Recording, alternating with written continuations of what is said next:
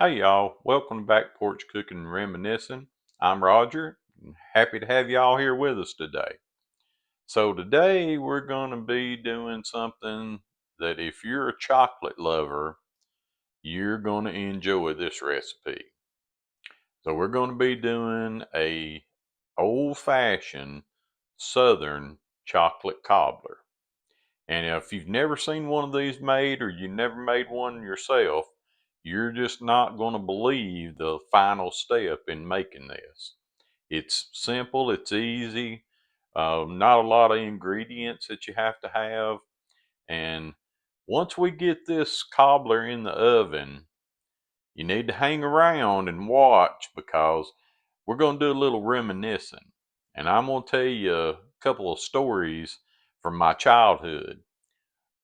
One about sipping coffee from a saucer, and the other about being chased by a mean old rooster. So let's get started making this chocolate cobbler.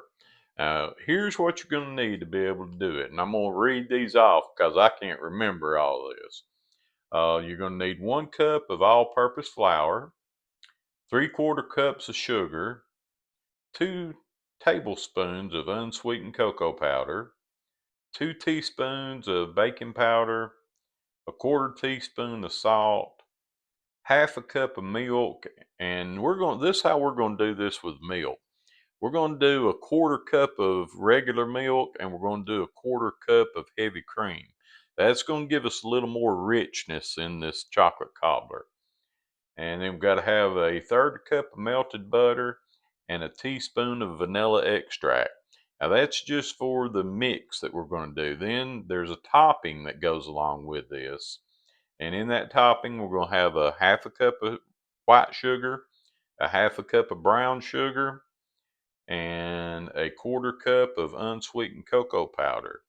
And then the last one is the step I told you weren't going to believe. So I'm not going to give you that one until we get to it and we're ready to make that final ingredient.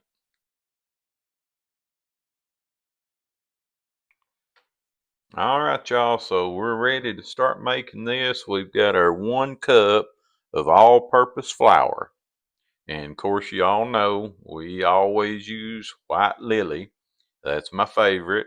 So that's what we got in here is our white lily all-purpose. All right, now and to that, we're going to add 3/4 of a cup of white sugar or granulated sugar. So we're just going to dump that in. And then the next thing we're going to put in, I've got 2 tablespoons of unsweetened cocoa powder, 2 teaspoons of baking powder, and a 1/4 teaspoon of salt. So we're going to just dump that all in there. All right, now the next thing we're going to be adding is a 1/2 cup of milk. And if you remember, I said we were going to use a 1/4 cup of regular milk and a 1/4 cup of half and half. All right, so here goes our milk and our half and half. Let's take our spoon here and get all that out of there. All right, and then the next thing we're going to do is we're going to put in that 1/3 cup of melted butter. And again, get all of it out. All right, and then the last thing that we're going to put in this part is a teaspoon of vanilla. Let me give that vanilla a little shake. All right, and a teaspoon of vanilla. And that is all that we're putting in to this part of the mix. Now we just want to stir that up good. And don't have to over stir it, just get everything incorporated in. Make your batter here. And that doesn't take but just a minute or two to get that all mixed up. Be sure you're scraping down your sides. Get down in there in the bottom and get everything all done. And once you're not seeing any more of the white flour, you'll know that you got it mixed up the way you need it. And we are just about there.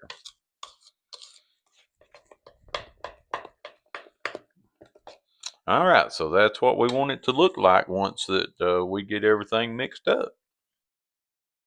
Now the next thing we're going to do is we're going to pour our batter into a greased pan. And I just used the regular spray non-stick uh, coating to put in there. I'm not going to grease it down with lard or vegetable oil or anything like that. So we're just going to put our batter right into that pan.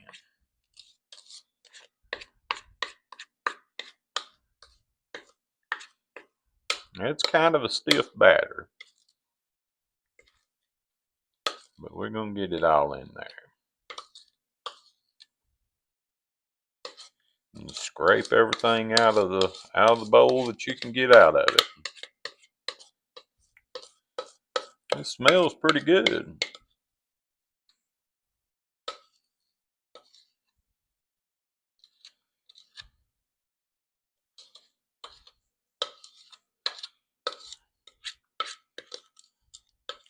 I believe about got all I'm going to get out of there.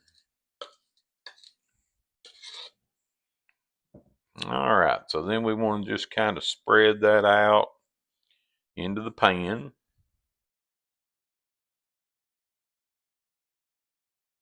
This calls for a 8x8 pan, but you know what? I didn't have a 8x8 pan, so we're using something a little bigger. So if you have to, you can use something a tad bit bigger than a 8x8, but if you got it, that's what the recipe calls for.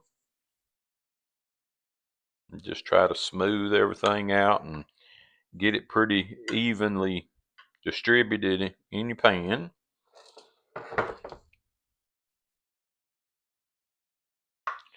And I'm always terrible about leaving holes, so I'm gonna do my best here to get what we need. And then gonna scrape off what's on the spoon. All right, and we got that part ready to go. So once we get our batter put into our baking dish over here, we're going to take another bowl and we're going to mix our half a cup of sugar, our half a cup of brown sugar, and our quarter cup of unsweetened cocoa powder. And then we're just going to give that a good mix, get everything incorporated in with each other. Because what we're going to do next is we're going to just sprinkle this mixture over our batter. And try to get most of the lumps out. If you got a few, it's not going to be that big of a deal, but try to get most of them worked out.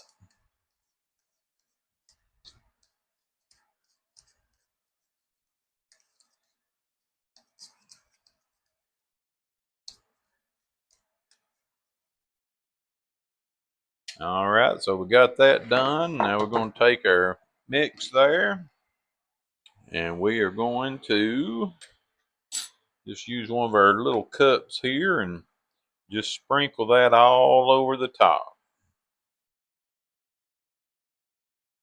And you're going to use every bit of it. Told you this was going to be chocolatey.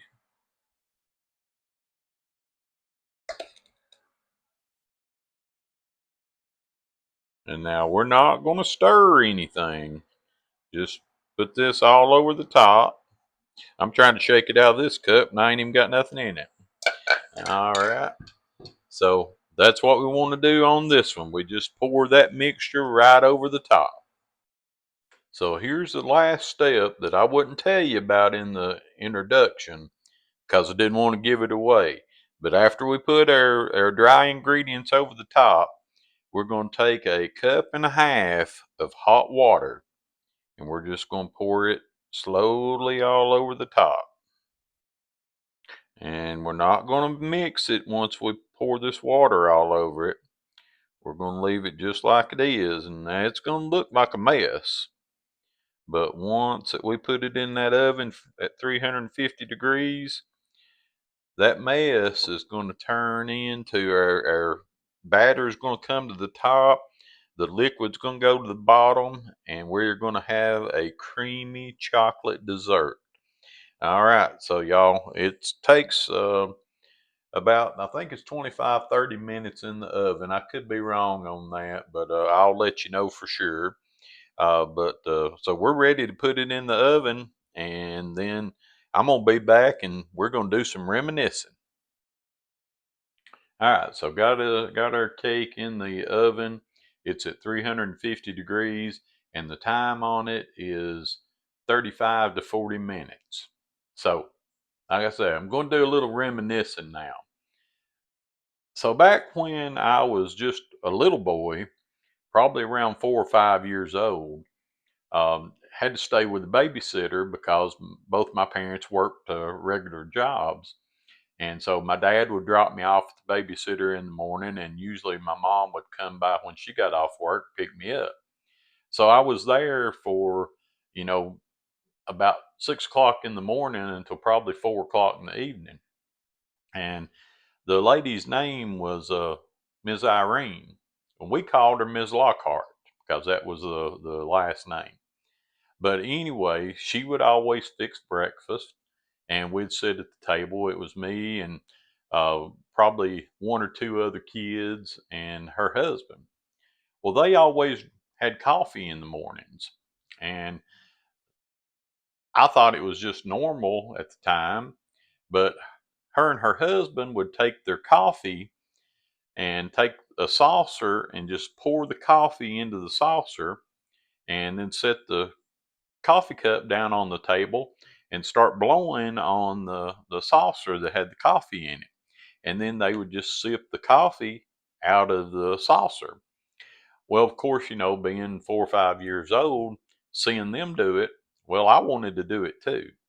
So I kept on at her and kept on at her to make me some coffee so I could drink some coffee. And so one day she finally did make me a cup of coffee. And I'm sure that it probably had more milk in it than it did coffee. But she made it for me, set it there on the table.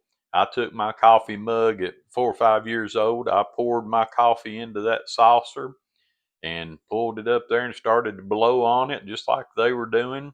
And then started sipping my coffee out of that saucer. Made me feel like I was a grown up. And I think probably about every morning after that, she would make me my cup of coffee so I could pour it into the saucer and drink it. And that's something that, you don't see people do anymore. Back in those days, that was back in the late 60s. That's how people drank coffee. They would pour it into a saucer, blow on it, get it cooled down, and then they would drink it and then pour some more until that cup of coffee cooled down enough that they could actually put it to their lips and drink out of the coffee mug. But I just thought that was something, that was a memory that came back to me as I was thinking about doing this video for this chocolate cobbler. And I just thought that'd be something interesting that many of y'all have probably never heard of or ever seen anybody do that. All right, now, so my second story happened when I was, again, somewhere around 4 or 5 years old. And honestly, I don't remember it, but I was told this story many, many times over the years. Same babysitter, Ms. Irene, and they kind of lived in wasn't really a farm, but they had chickens and grew gardens and things like that. But from what I've been told, she had this one just really, really mean old roosters. And the story goes that one day I was outside playing and this old rooster got after me, and that I was running around in the yard trying to get away from this rooster, and of course, yelling my head off, I'm sure. And there was, I think it was Miss Irene's sister. We called her Gran. She was there that day. And the story says that she stepped out onto the front porch with a shotgun. And as that old rooster was chasing me, she shot that rooster out of the midair with that shotgun. And again, I don't remember it, but that's a story that the grown-ups have told me ever since I was a little boy. So I'm guessing that it did happen. Have y'all ever been chased by a rooster? I've had roosters in my adult life, and I did have one mean one, but he never really chased me. He'd come after me when I was start trying to get near the coop and where the hens were at, but never really chased me. But if you've ever been chased by a rooster, leave us a comment. Or if you've ever sipped your coffee out of a saucer, leave us a comment down below. All right, y'all, we're just going to wait on this chocolate cobbler to get done, and I can't wait. I am looking so forward to it. So we'll be back when we got it ready. So we got our chocolate cobbler out of the oven. It was in there for about 40 minutes. And main thing is once you take it out, it may look like it's a little soupy. It may have a little movement on top, but even if it does, take it out of the oven after 35, 40 minutes and just set it to the side, let it sit for about 15 to 20 minutes, and that's going to have your chocolate underneath is going to get thicker and make your fudge type sauce. So this is what it looks like, and we're ready to get us some out and give it a try.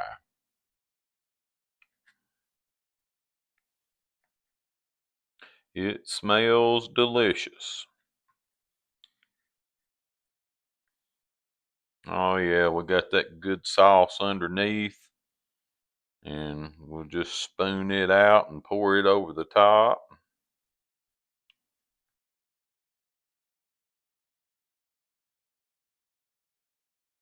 It's still hot even after sitting for about 20 minutes, but that's what it looks like once you get it done. You got your cake part, you got all of your chocolate sauce, and again, it smells delicious. So we're going to let that cool for just a minute, and then we're going to give it a taste. So we've let our chocolate cobbler sit and cool for a few minutes, and so I am ready to give it a taste and see how it is. So get us some cake and get us some fudge, and let's give it a try.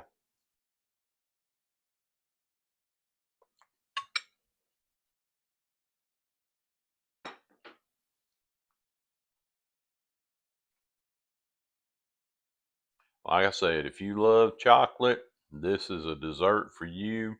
That sauce is so good over the cake. If I just had some vanilla ice cream to put on top of it, it would be really awesome. But unfortunately, I don't have any vanilla ice cream, so I have to eat it just the way it is. But there's nothing wrong with that. It tastes great. Would be an excellent dessert to make for your family. And as I tell you all the time, make it for your family, share it with your friends, and I hope you'll enjoy this if you try it. And y'all remember, if you haven't already, hit that like and subscribe button. And y'all have a great day, and we'll see you next time.